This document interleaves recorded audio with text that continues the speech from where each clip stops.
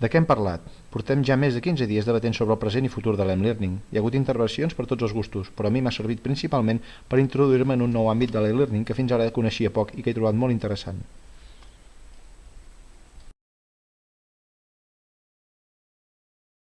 Sincerament, absolutament tots els punts tractats m'han cridat l'atenció. Tinc una pila d'articles i estudis per llegir i vídeos per mirar. És per aquest motiu que el meu petxacutxa vol ser un resum general del debat i, si em permeteu l'atreviment, serà l'estil dels que fan Pere Mas i Tian Riba trepitjant l'ull de poll dels tertulians en els debats del món a RAC1 de Jordi Basté, cada dia cap allà a 2:15 del matí. Moisès Garcia inicia el debat dient que amb el fenomen de l'e-learning ara es fa una passa més per tal d'adaptar les tecnologies als hàbits de vida actuals i parla de la unió entre diversió i aprenentatge. La Sandra Montserrat Martí diu que potser la paraula adient per aconseguir un aprenentatge significatiu no serà diversió, sinó motivació. En Carles Mayoral afirma que la tecnologia mòbil personalitza al màxim el procés d'ensenyament i aprenentatge i permet mesurar de forma més precisa l'impacte de la instrucció en l'aprenentatge. A tot això li responc dient que falten eines estandarditzades d'avaluació. En Carles continua afirmant que l'e-learning multiplica els efectes de la democratització de l'ensenyament i, citant-lo, diu: «És un repte per al futur revolucionar les metodologies educatives, tot gestionant el canvi amb els professionals de l'educació».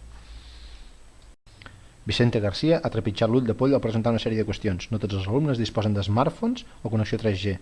Això podria crear diferenciació? El professorat està disposat a introduir aquestes metodologies a l'aula? Té la formació necessària? Marta Ruiz cita en un post més endavant: «Penso que primerament és necessari que les escoles i instituts tinguin els seus propis recursos tecnològics, així oferir igualtat d'oportunitats dins l'educació obligatòria». Entra en el debat el tema de l'e-learning a primària, que la Ingrid Morrera es veu complicat. La Montse Nogués contesta que bàsicament per la manca de formació del professorat. La Núria Ibáñez, citant a Joaquín Sotelo en el seu article de l'e-learning a l'e-learning, una acadèmia en cada iPhone, o com anomena més endavant Rosa Maria Pellicer, l'e-learning és una escola de butxaca. La Núria acaba afirmant que el mòbil és una eina que ens pot ajudar més que no pas perjudicar. Salvador Iborra, referint-se a una publicació de la Fundació Telefònica titulada Guia del Mobile Learning, cita que la tecnologia per ella mateixa no proporciona el canvi i defineix 5 nivells pedagògics estructurals, en els que varien la participació i el grau d'implicació de mestres i alumnes. Finalment, ofereix una experiència de la màquina del tiempo feta a Medulog a què en Salvador enmarca dins el nivell 4, on l'alumne explora eines per al treball en grup dins l'aula. La Dolors Berlanga en separa els avantatges de l'e-learning en funcionals i pedagògics. Els primers fan referència a la facilitat d'accés als dispositius, preu més econòmic enfront als ordinadors i la possibilitat d'utilitzar-los per explorar. En l'apartat pedagògic ressalta que l'e-learning ajuda a elevar l'autoestima i facilita la transversalitat del currículum. Una iniciativa d'M-Schools presentada per la Rebeca Revert contempla alguns d'aquests avantatges. Alba Camacho ens emplaça a deixar de veure els mòbils com una amenaça a les aules i començar a utilitzar-los com a mitjà per aprendre. Relaciona l'e-learning amb diversos models d'aprenentatge per transformar la nostra perspectiva d'amenaça, des d'una visió constructivista, situacional, conductual, col·laborativa, informal i assistida. Salvador Iborra ens diu que els alumnes aprenen allò que realment els resulta interessant. Aquí entra en joc la contextualització. Comenta el fet de la reutilització i interoperativitat de les aplicacions creades i contempla 3 aspectes molt importants que han de tenir en compte els educadors que volen implantar programes d'e-learning: coneixement disciplinar, coneixement tecnològic i coneixement pedagògic. Què, amb què i com. La Montserrat Pi introdueix al debat el concepte de l'aparició de nous perfils professionals en el camp de l'e-learning.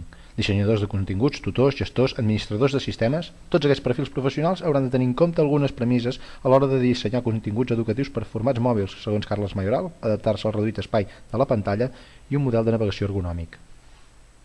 El dia 10 de març, Vicente García torna a encendre el debat amb una sèrie de preguntes referents a diferents àmbits. A més, com a novetat, planteja dubtes en el tema administració i centre educatiu. Està preparada físicament l'escola pel canvi? Els professors estan convenientment formats o volen formar-se? Quines normes d'ús dels dispositius s'haurien d'establir? Apostarà realment per l'e-learning l'administració? Formarà el professorat? Invertirà diners? Responent al Vicente, la Maria Carme Lloret, hem de perdre la por i conèixer les nostres limitacions com a docents. Jorge Roig, els alumnes creixen al ritme de l'aparició dels recursos tecnològics. Elisenda Papiol, el futur de l'e-learning és una realitat sempre que nosaltres, referents als mestres, vulguem que ho sigui. L'Helena Alsina planteja el fet que el centre decideixi quin dispositiu cal comprar. També ho fem amb els llibres, oi?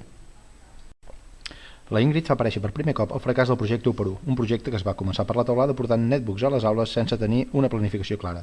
Javier Raga planteja una sèrie de premisses perquè això no passi amb l'e-learning: canvi de política educativa, aposta metodològica, adequada preparació dels docents, conscienciació de l'alumnat per l'ús adequat de les eines. Gustavo de Gispert apunta els interessos comercials que hi va haver a l'1x1 i que hi pot haver en la introducció de l'e-learning.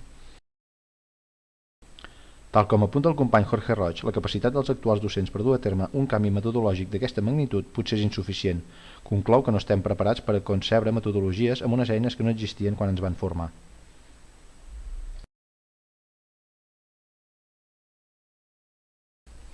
En Roger Baquer, o sigui jo, parla de la contextualització dels ensenyaments com una de les característiques més importants de l'e-learning per situar l'aprenentatge en altres espais i crear situacions i reptes perquè els alumnes puguin generar coneixement resolent problemes proposats en situacions reals, és a dir, donant context a allò que volem ensenyar. L'Àngela Campos ens mostra una aplicació real d'aquesta contextualització utilitzant l'e-learning per a crear situacions reals de comunicació en l'aprenentatge de la llengua anglesa. No perdem el món de vista. Carles Mayoral i Helena Alsina ens aporten una mica de tranquil·litat. Com afirma l'Helena, no cal intentar crear propostes formatives molt complexes. Assolir objectius concrets que impliquin aprenentatges significatius no necessàriament implica la utilització d'eines molt elaborades, sinó d'una intencionalitat clara. En Carles afirma que no és necessari fer servir la tecnologia de forma sofisticada. Ja vam veure la importància de la telefonia mòbil en la primavera àrab, on aquests dispositius van servir per oferir informació no manipulada pels governs a les masses. En Jorge Roig apunta que aquest potencial també pot ser traslladat a l'educació, quan afirma que les possibilitats de desenvolupament dels països del tercer món passen ara per iniciar i dur a terme projectes d'e-learning. Per què no e-learning a infantil i primària? En Roger afirma que en aquestes etapes es posen els fonaments de les etapes posteriors, fent una comparació amb la introducció de l'e-learning amb l'aparició dels cotxes fa uns quants anys, i acaba amb la notícia de que Corea del Sud canviarà tots els llibres per tauletes a primària el 2015. Em quedo amb una frase del nostre tutor. El canvi de paradigma educatiu tan necessari a la nostra escola no el faran les pors, les lleis ni els sindicats, ni els mestres conformistes i apalancats. El fareu vosaltres, mestres i professors del segle XXI, amb empenta, formació i compromís amb l'educació.